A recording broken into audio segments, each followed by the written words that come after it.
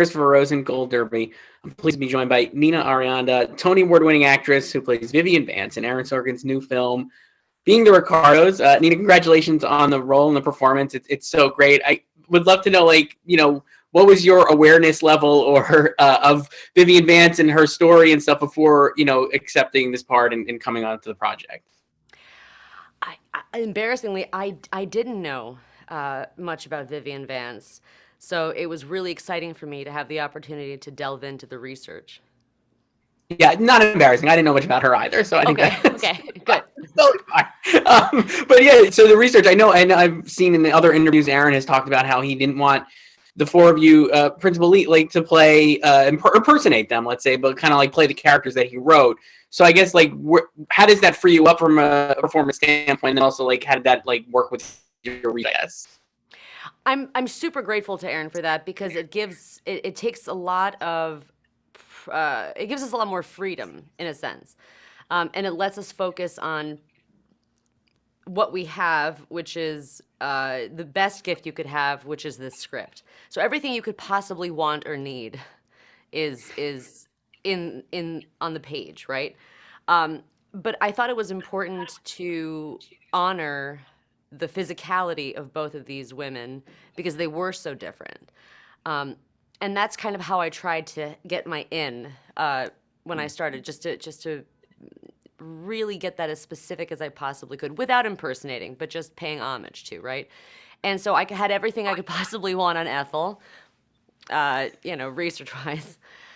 I didn't have a lot on Vivian at all. And I looked, and finally somebody sent me this clip, and it was a tiny couple of seconds, and it's Desi introducing Vivian to the audience before they started taping.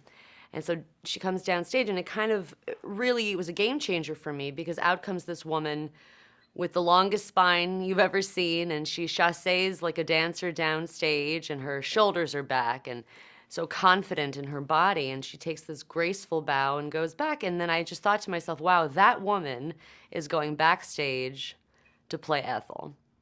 And I found that, and I said, oh, there's a lot more to this. And so off we went. Yeah, it's fascinating. I'm so glad you mentioned that because it really is like you're playing two totally different characters. I think, especially from of the four of you playing like the I Love Lucy, the characters on I Love Lucy. I just feel like you have the largest. Vivian has definitely the biggest leap between what we see on that show and what people I think know of that show and what she was like in real life. So I mean, like, is that a thing where you are? Like, do you have to think of it as two separate people, like when you're preparing and like performing it? How do you do that as an actor? It is really fascinating, I think. There's a lot. I think there's a lot to it, but I think she's also playing Vivian is playing a character she knows, right?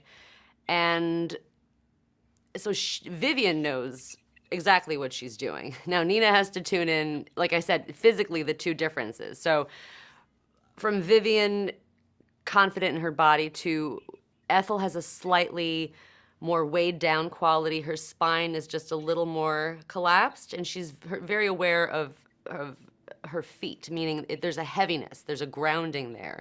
There's not this sort of lightness. So going back and forth with that was great, and having that, knowing that's where the spine is there, it's a little bit here for there. So that was really fun to do. That was it. Yeah, no, that's great. I mean, I think that's awesome. You obviously, I like from what I've now read, it seems obviously Vivian and Bill Farrelly did not have a very cordial relationship. It seems definitely did not seem to necessarily like each other, and we get a lot of that prickly repartee, let's say, in the film. But I get the sense just from watching the performance that you and J.K. have like really great chemistry, obviously. And I guess can you talk a little about? I know. I think you guys were both on Goliath when you maybe found out that you were doing this. So I don't think you had a lot of scenes shared in that show, but I glared at him. I glared at him very intensely in the courtroom. That counts.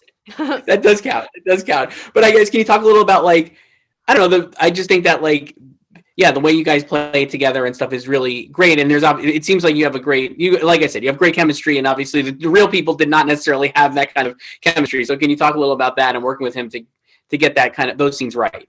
Definitely, yeah.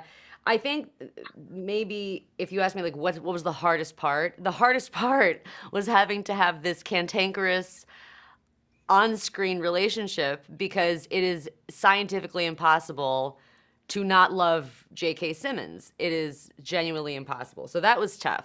But they really, really did dislike each other. You know what I heard today that was so wild? No, not today, a couple of days ago. I knew they disliked each other. I knew it was very real. Again, this is a rumor. I don't know. But upon hearing of William Frawley's death, apparently Vivian Vance said champagne for everyone. Wow, that's It's that's so ice cold. intense. That's Yeah, so intense.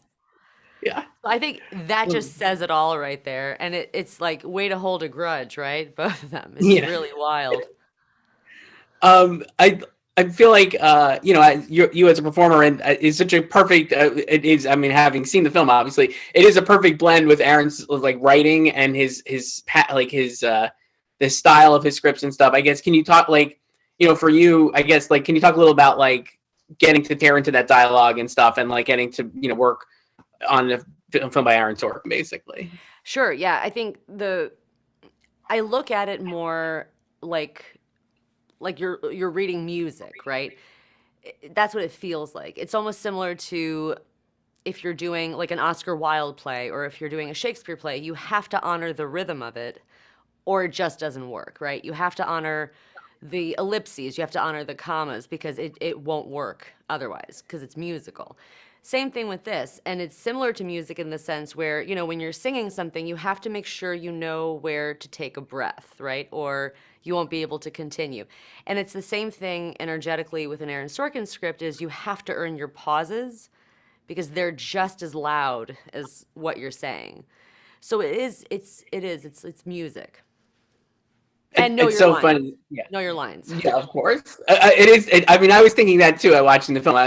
I'm glad you said that because it does feel very. It just like kind of it flies like music too. It has such a pace, and once you're in it, it just kind of is like forward progress throughout the whole thing, and it's really, it's great fun. Obviously, but Vivian has a interesting relationship with Lucille Ball, obviously in the film. I think those scenes are really great, and I again like kind of like end up in unexpected ways, especially the way like Lucille kind of like it definitely does feel sympathetic to a lot what Vivian is saying, but also is just like not necessarily going to accept it. I guess can you talk a little about it twofold? One, like what you found about their relationship in your research, and then two, getting to do those scenes with Nicole because she's obviously great in the film as well.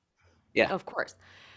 I think Lucy does have compassion for Vivian, for what Vivian is struggling with, but I think she is first and foremost a businesswoman, right? So it's bad for business if Vivian doesn't stay as Ethel, right?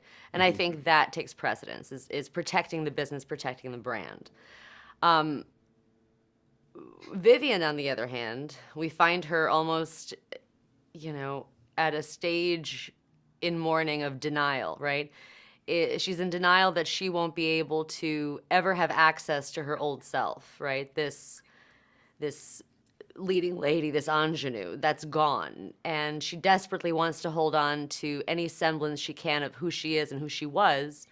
And she's being told to stay boxed in and to lock the door on there, and that's where you shall live forever. And that's very sad and that's very hard for her.